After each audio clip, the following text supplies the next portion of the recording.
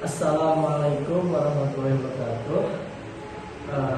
Di sini kami kelompok 6 akan mempresentasikan ataupun menjelaskan sedikit tentang ilmu akhlak yang dimana di sini itu sebagai tugas akhir semester dalam mata kuliah ilmu akhlak. Di sini judul untuk jurnalnya konsep akhlak dalam Islam dan kontribusinya terhadap konseptualisasi pendidikan dasar Islam. Ya, mungkin langsung masuk ke di sini. Sebelumnya maaf, di sini saya mengenal pertama saya seperti Aljabar, sekarang saya di situ Wajar dan di sebelah kiri saya ada Najbatul Ulama. Di sini akan mempresentasikan tentang tadi konsep akhlak dalam Islam dan kontribusinya terhadap konseptualisasi pendidikan Islam. Mungkin langsung masuk ke materi yang pertama, yaitu masuk ke pengertian akhlak. Nah, di sini mungkin akan dijelaskan oleh teman saya, yaitu Najbatul Ulama. Waktu dan tempat saya persilakan. Baik, yang pertama yaitu tentang pengertian akhlak. Kata akhlak merupakan bentuk dari jamak bahasa Arab hulukun yang memiliki arti sajiyatun, tabiun atau adatun yang artinya karakter, tabiat atau adat kebiasaan, atau disebut juga etika. Akhlak juga sering disebut dengan moral, di mana ia merupakan satu kali tindakan manusia yang diulang secara terus-menerus dan akhirnya menjadi adat kebiasaan yang menyatu dalam diri perilakunya. Secara singkatnya, akhlak merupakan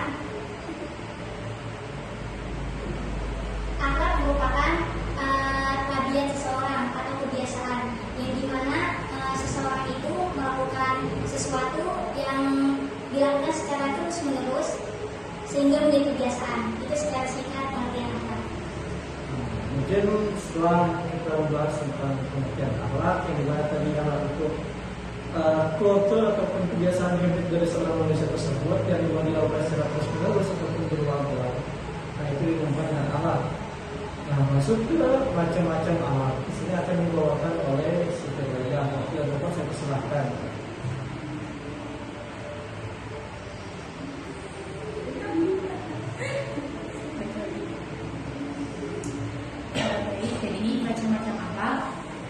Bisa dilihat dari segi hubungan manusia dengan dirinya, serta hubungannya dengan Tuhan, manusia, dan lainnya. Maka akhlak itu ada yang berkaitan dengan dirinya sendiri dan akhlak kepada Tuhan. Akhlak dengan diri sendiri antara lain tidak membiarkan dalam keadaan lemah, tidak berdaya, dan terbelakang, baik secara fisik, intelektual, jiwa, spiritual, sosial, dan emosional. Adapun akhlak terhadap Tuhan antara lain dengan mengenal, mengetahui, mendekati dan mencintainya, melaksanakan segala perintahnya dan menjauhi segala larangannya, menghiasi diri dengan sifat-sifatnya atas dasar kemampuan dan kesanggupan manusia. Kemudian membumikan ajarannya dalam kehidupan individu, masyarakat, dan bangsa. Mungkin itu bagian dari macam-macam akhlak. Ya, jadi macam-macam akhlak tadi ya.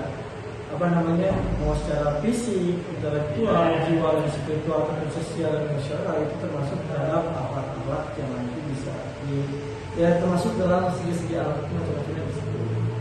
Masuk ke prinsip-prinsip akhlak. Saya bawakan sendiri. Jadi prinsip akhlak dalam ajaran Islam yang menjadi dasar-dasar akhlak adalah berupa Al-Quran dan sunnahnya dari Muhammad SAW.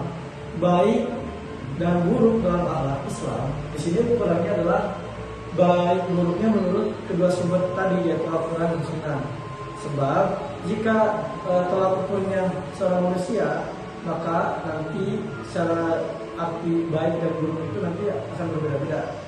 Dan di sini prinsip akhlak dalam Islam terletak pada moral force, yang dimana moral force akhlak di Islam adalah terletak pada keimanan seseorang sebagai internal power yang dimiliki oleh setiap orang mukmin yang berfungsi sebagai motor penggerak dan motivasi terbentuknya karakter yang dimana untuk merepresikan dalam tata asal, tata karsa, dan tata karya yang kompeten. Jadi prinsip akhlak itu ya diambil menurut pandangan Al-Quran dan Sunnah dari Muhammad, bukan tergantung pandangan dari setiap manusia. Begitu.